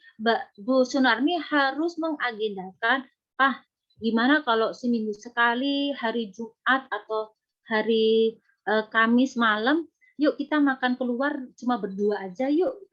Gimana Pak? Kayaknya kita tuh udah lama deh nggak pacaran lagi kayak dulu misalnya. Nah, komunikasi terbaik itu selain cara berbicara yang baik, juga ada waktu yang baik, dan selanjutnya adalah tempat yang menyenangkan. Itu memberikan efek di dalam komunikasi. Nah, ketika tempatnya menyenangkan, Ibu mengungkapkannya baik, kemudian makanannya juga plus enak, maka Ibu bisa mulai dengan gini. Kayaknya kita tuh kok jadi orang tua kok angger melaku wae ya, hidupnya kok seperti air mengalir ya. Yuk kita samakan yuk visi misi hidup. Papa itu sebenarnya punya impian apa sih sebagai kepala rumah tangga? Papa itu inginnya aku tuh menjadi istri yang seperti apa? Papa ingin anak-anak kita seperti apa? Ayo kita tulis yuk. Nah, setelah Ibu mendengarkan dulu, nah baru Ibu yang cerita. Kalau aku toh Pak, aku tuh pingin anak-anak tuh bisa jadi penghafal Al-Quran. Jadi boleh dia kerja apapun, yang penting dia jadi hafiz gitu. Gimana kalau dia mondok dulu nanti? Sekarang sudah mondok ya, misalnya itu Ibu cerita gitu. Nah, setelah itu dari me time langsung dibawa ke family time, ditanya anak-anak, nak yuk kapan-kapan kita makan di luar. Nah, sambil makan tanya, nak sebenarnya kamu tuh menganggap ibu itu ibu yang seperti apa? Saya pernah tanya gitu ke anak, jawabannya ibu tuh galak. Galaknya sampai ke neraka katanya. Ibu tuh galaknya sampai ke neraka gitu. Nggak apa-apa, saya terima. Memang guru itu kalau sama anaknya lebih galak kalau dibandingkan dengan muridnya, ya pasti Bu Sundarmi ngalah. Gitu. Jadi itu Bun saran saya, mudah-mudahan nanti kita bisa jawabin ya untuk yang lain ya. Oke, terima kasih Bu Sunarmi, mohon maaf ada salah-salah. Oke. Bu Dona, Selanjutnya Pak ya. terima kasih. Ini masih banyak sekali karena waktu kita terbatas. Mungkin kita batasi dan Bu Dona bisa menjawab agak ringkas mawon ya, Oke, biar siap. mengcover ini ya Bapak Oke, Ibu yang lain Oke, begitu. Ini bagaimana kalau umur Ruki yang alias Satya sama Ibu iPhone FV itu langsung apa saja pertanyaannya saya konklusinya. Lainnya nanti bisa lewat WA. Gimana Bapak? J, ini kita lanjutkan dulu jadi, pertanyaannya, J. Untuk penanya yang lain dulu, J, Bu Dona. Ya, Nah, ini untuk Ibu Umu Ruki. Silakan Ibu, kami berikan kesempatan untuk menanyakan langsung kepada Bu Dona.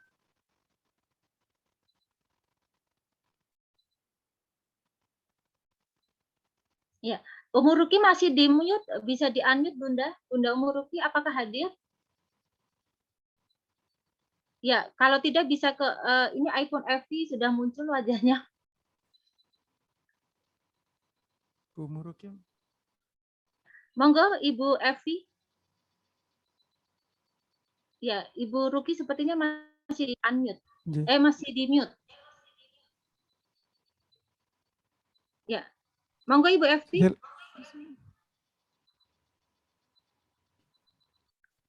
Mungkin Bu Alia terlebih dahulu. Silakan Ibu Alia.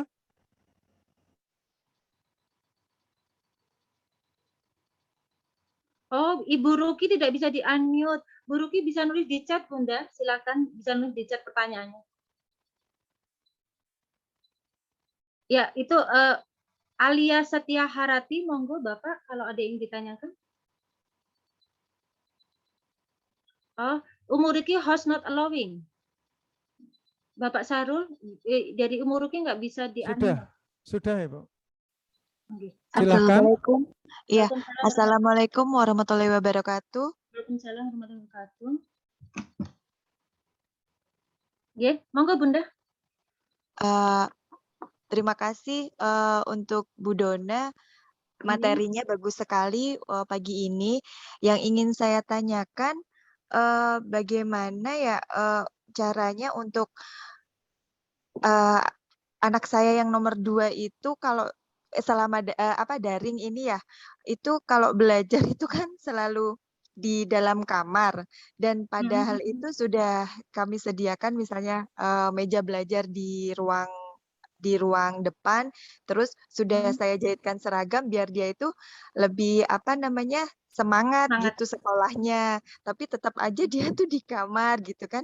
Terus yang seperti Ibu Dona bilang tadi ya, kalau ibu-ibu kan lebih cerewet gitu. Nah, saya itu saya juga menyadari kalau saya tuh cerewet gitu. Jadi setiap ini, ayo Dek di depan, iya Mah. Dek, lo kok masih di kamar? Iya Mah, gitu terus. Itu bagaimana caranya ya Bu? Gitu aja sih. Iya. Wassalamualaikum warahmatullahi wabarakatuh. Ya, waalaikumsalam warahmatullahi wabarakatuh. Insya Allah sudah saya kunci pertanyaannya. Silakan Alia Satya. Tadi sepertinya Bapak, dia mau nggak Bapak? Oke, silakan Bapak. Assalamualaikum warahmatullahi wabarakatuh. Waalaikumsalam warahmatullahi wabarakatuh. Terima kasih untuk kesempatannya. Mohon izin untuk bertanya, bagaimana caranya untuk komunikasi yang efektif dari orang tua yang introvert kepada anak yang agresif seperti itu? Karena pada umumnya yang dibahas di sini kan orang tuanya yang sifatnya itu agresif, dominan dan lain sebagainya. Sedangkan untuk anaknya sifatnya itu dianggapnya submisif. Dan anaknya itu dianggap sebagai anak yang tidak komunikatif. Nah, ini kondisinya sebaliknya kalau misalkan orang tuanya yang introvert dan anaknya justru agresif dan dominan, itu seperti apa? Terima kasih. Ini yang introvert Bapak atau Ibu nih? Saya yang introvert. Iya. Oke, sip. Terima kasih Bapak. Kemudian Ibu Evi, silakan, monggo. Halo, Ibu Evi. Silakan Ibu Evi. Ya.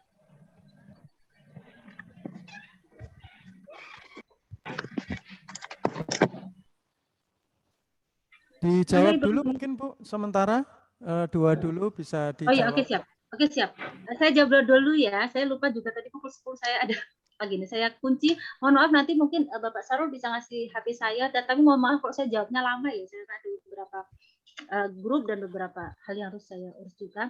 Jadi yang pertama Ibu Umu Ruki. Memang kecenderungannya terutama anak laki-laki ya. Anak laki-laki itu karena otak mereka itu adalah diciptakan berbeda dengan perempuan, maka kalau mereka sudah fokus kepada satu hal, kalau disuruh yang lain perlu jeda. Maka saran saya kepada Umu Ruki, karena anak saya juga laki-laki, maka saya selalu memberikan perintah kepada anak itu berdasarkan jam. Jamnya itu saya berikan yang besar di rumah. Misalnya dia sekarang sedang bermain HP di pukul 10. Jadi jarum panjang di angka 12, jarum pendek di angka 10 misalnya. Saya selalu pakai kata-kata jarum panjang sampai jarum pendek. Nah, setelah ini kamu kan ada jadwal sekolah di 10:30. Kamu mau main sampai pukul berapa? Saya tanya dulu. Ya sebentar lagi Bun. Misalnya dia kan susah menjawab pukul. Maka saya berikan pilihan. 10 menit lagi ya nak, kamu mainnya ya. Nanti jarum panjang di angka 2 kamu berhenti main. Diingat-ingat ya nak. Terus saya biasanya minta kepada anak saya untuk lihat jamnya. Coba lihat jamnya. Jarum panjang di angka 2 kamu berhenti main. Ya nak? Ya Bu, saya gitu ya. Kemudian nanti setelah dia sudah main 10 menit dan jarum panjang sudah di angka 2, saya tinggal, Salman, lihat jamnya. Sekarang jamnya sudah di angka berapa? Jadi saya mengingatkan berdasarkan rule yang sudah kita sepakati bersama. Tetapi kalau anak-anak itu belum menyepakati, tapi kita cuma sudah selesai mainnya, ayo langsung belajar, sekarang langsung pergi. Itu biasanya butuh waktu lama. Jadi anak itu selalu sediakan waktu sparing untuk mereka bersiap-siap berpindah pekerjaan, terutama untuk anak laki-laki yang memang otaknya tidak multitasking. Tapi kalau perempuan, mereka kayak kita sebagai ibu-ibu itu bisa masak, bisa nyetrika, bisa ngisi air, bisa apa-apa. Sama seperti anak perempuan bisa banyak hal dalam satu waktu, anak laki-laki tidak bisa. Jadi harus diberikan sparing time ya. Kemudian selanjutnya adalah ya gimana? Bu Dona, maaf, ini anak saya perempuan. Oh gitu. Iya. Tadi saya lupa tanya ya, maaf. Iya. Kalau on time-nya sih dia on time. Hanya saja terus kalau untuk masalah mengumpulkan tugas itu dia on time juga kata gurunya. Cuman itu kalau pas posisi belajar tuh dia tuh sukanya tuh tiduran gitu itu loh Bu Dona. Jadi gitu. Ya berlosor ya, walaupun udah saya pakai belajarnya seragam. ini ya. Belajarnya ini di Zoom dengan sekolah atau belajar untuk dia sendiri? Nah, kebetulan tidak Zoom, hanya dari ini ya, apa namanya, WA gitu. Oh gitu, oke siap. Iya. Terima kasih Bu Ruki. Jadi anak-anak itu gaya belajarnya macam-macam, ada visual, ada auditory, ada kinestetik. Gimana kalau anak-anak itu sukanya glosoran? Yang tidak boleh kalau dia glosoran dalam waktu yang lama. Misalnya gini, dia sudah glosoran, kita lihat loh, nak kok kamu dari tadi belajar glosoran. Oke, ini 15 menit kamu glosoran ya. Tapi setelahnya Bunda minta tolong kamu duduk karena tulang punggungmu itu harus lurus ketika belajar biar tidak cepat bungkuk. Adik kan pengen sehat kan gitu. Jadi saran saya biarkan dia berekspresi dulu ketika belajar, kecuali hubungannya dengan sekolah ya. Sekolah kan mau nggak mau hadap-hadapan. Tetapi diberi waktu kapan dia menyelesaikan glosorannya. Karena seperti halnya anak saya juga sebagai guru, mahasiswa juga bertahan dalam satu posisi itu juga bikin capek. Jadi menurut saya is okay Bunda Ruki, salam buat anaknya ya. Nanti kalau misalnya ada tanya lagi bisa di WA ya Bu Ruki ya. Selanjutnya untuk Satya ya. Terima kasih Umu Ruki. Iya, terima Satya. kasih. Jadi saya salut kepada Bapak bisa realize sadar diri sebagai orang tua yang introvert, karena tidak banyak orang tua yang menyadari kalau dirinya ini yang introvert gitu. Terima kasih Bapak atas kesadaran dirinya. Lalu apa yang dilakukan? Nah, saya tadi memberikan contoh Stephen Covey. Jadi Stephen Covey itu yang diingat-ingat oleh anaknya bukan nasihat bapaknya, bukan bapaknya itu ngomong apa aja ke dia gitu, enggak. Tapi anaknya selalu ingat bapaknya itu menyediakan waktu khusus dalam satu hari hanya dengan satu anak, giliran. Jadi kalau Bapak Satya punya 3 anak, maka bilang kepada anak pertama, Mas A, besok Senin adalah harimu. Diingat-ingat ya, besok Senin tanggal 1 September adalah harimu. Maka hari itu Bapak akan memberikan hadiah kepada kamu, terserah kamu ingin ngajak Bapak kemana, terserah kamu mau beli apa, selama ini sesuai dengan standar keuangan Bapak. Dan terserah kamu mau makan apa. Nah, jadi coba Bapak gunakan waktu me time ini, Pak. Efeknya lain. Ketika anak ditanyain, Mas, besok itu siap-siap ya. Terus minggunya ditanyain, Mas, siap-siap ya. Besok Senin adalah harimu sama Bapak. Kita pergi berdua saja. Tidak ada ibu, tidak ada adik. Nanti ibu sendiri waktunya, adik sendiri waktunya. Nah, di situ ketika di mobil, mungkin Bapak tidak terlalu suka bicara, tetapi Bapak bisa memaksakan diri untuk memancing perbincangan dengan menanyakan, Nak, menurutmu Bapak itu tubuhnya ini ideal enggak sih? Bapak silakan memberikan kesempatan anak untuk menasihati Bapak atau memberikan saran kepada Bapak. Ini membuat mereka itu lebih percaya kepada Bapak. Oh, kalau menurutku Bapak itu harusnya olahraga, Pak. Nanti pasti mereka yang cerewet. Nah, tidak perlu Bapak banyak bicara, tapi banyak Bapak memaksakan diri memberikan stimulus, nanti biar anak yang berbicara. Dari situ nanti Bapak bisa mengarahkan. Jadi saran saya tetap sekarang kita sudah punya terapi namanya me time untuk membangun bonding antara ayah dan anak. Kan juga kadang-kadang anak tuh mintanya cuma mie ayam, minta bakso yang tidak terlalu mahal harganya. Pokoknya tapi tidak boleh diganggu gugat. Hari itu hanya hari Bapak dengan anak Bapak. Itu saran saya, nanti saran-saran yang lain bisa saya berikan ya. Kemudian yang terakhir tadi apa ya Pak Sarul ya, saya lupa. Baru 2 ya? Iya, 2 saja. Oke, 2 saja. Saya mohon maaf, nanti bisa lewat ke Pak Sarul ya. Ya, siap Ibu. Untuk materi nanti bisa di-share, Ibu. Oke, siap. Ya, saya mohon maaf ya Ayah Bunda, saya tidak bisa menjawab semuanya. Mudah-mudahan ada waktu lagi saya bisa bertemu dan nanti atau saya bisa menjawab WA.